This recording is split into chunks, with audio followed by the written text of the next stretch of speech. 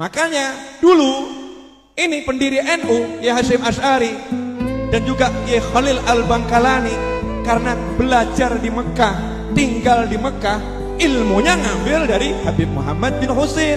Tapi Habib Muhammad bin Husain udah meninggal. Akhirnya belajar kepada siapa? Kepada putranya. Siapa putranya? Habib Husain. Siapa Habib Husain? Kakaknya Habib Ali. Bagaimana Habib Husain mewarisi ayahnya? Keilmuannya diakui oleh para ulama sehingga beliau menjadi mufti menggantikan ayahnya setelah beberapa kurun waktu. Gantikan ayahnya Kiai Khalil Al-Bangkalani, Kiai Hasyim Asy'ari. Dua-duanya dalam kitab Tasniful Asma, halamannya saya lupa, cari sendiri, karya Syekh Yasin Al-Faddani, seorang ulama dari Padang yang berdakwah dan punya sekolah di Mekah, dan luar biasa, karyanya luar biasa banyak. Menuliskan salah satu di antaranya Kiai Hasyim Asy'ari dan Kiai Khalil Al-Bangkalani. Kedua-duanya selama tinggal di Mekah kurang lebih 7 tahun kalau saya nggak salah, mondar-mandir belajar kepada Habib Husain bin Muhammad bin Husain Al-Habsyi dan kepada saudara iparnya yaitu Habib Ahmad As-Segaf, salah satu pensyarah kitab Fathul Mu'in, belajar di Masjidil Haram dan di rumah keduanya. Tuh pendiri-pendiri NU belajarnya sama Habib.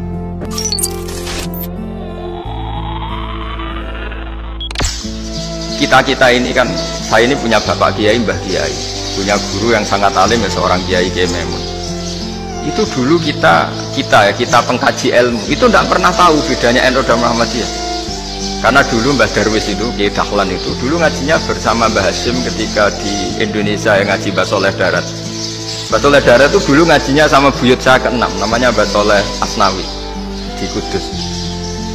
Mbah Soleh Darat itu dulu alim-alimnya orang Jawa ya Mbah Soleh Darat, Soleh bin Umar. Tempatnya di Semarang, tapi beliau itu sebenarnya orang Jepara yang dekat Kudus. Setelah di Mekah, Mbah Hasyim ini mondoknya ya, mulazimnya ke Syekh Mahfud Termas, tapi sesekali ke Syekh Khotib Minangkabau. Nah yang Mbah Ahmad Dahlan lebih sering ke Syekh Khotib Minangkabau, sesekali ke Mbah Mahfud. Singkat cerita, karena Syekh Khotib Minangkabau sudah modern ya, terlibat organisasi dunia. Pas itu beliau pengagum Muhammad Abduh, pengagum Rasid Ridho, sehingga bawaannya Mbah Dahlan itu lebih pergerakan karena beliau lebih idolakan Syekh Khotib. Nah Syekh Khotib sendiri sebenarnya orang Minangkabau, jadi beliau namanya Muhammad saja. Jadi menantunya orang Arab. Oh itu dicibir mertuanya ini karena punya mantu orang Jawa, orang ndak Arab.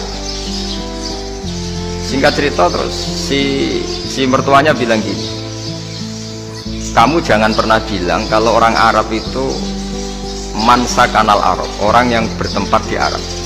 Walakin mantakallama bi arabiyyin fasihin, tapi orang bisa ngomong Arab secara fasih. Singkat cerita, kalau kamu tidak percaya, nanti suatu saat menantu saya kalau Jumatan, tidak usah kamu kasih tahu, langsung suruh jadi khotib. Nggak usah kamu kasih tahu, sarannya nggak usah kamu kasih tahu. Kalau sekarang kan enggak. Kalau dosen mau jadi khotib kan mengumpulkan materi dulu. Singkat cerita, si khotib ini nggak dikasih tahu, saya Muhammad tadi nggak dikasih tahu, langsung disuruh khutbah. Fatakallama bikalamin fasihin, dia ngomong fasih sekali, bahkan ngalah-ngalahi fasihnya orang Arab asli. Semenjak itu beliau dapat gelar Al-Khotib, orang yang cakap berpidato berkhutbah. Makanya terus desa Khotib Al-Minangkabau. Jadi orang Indonesia itu luar biasa.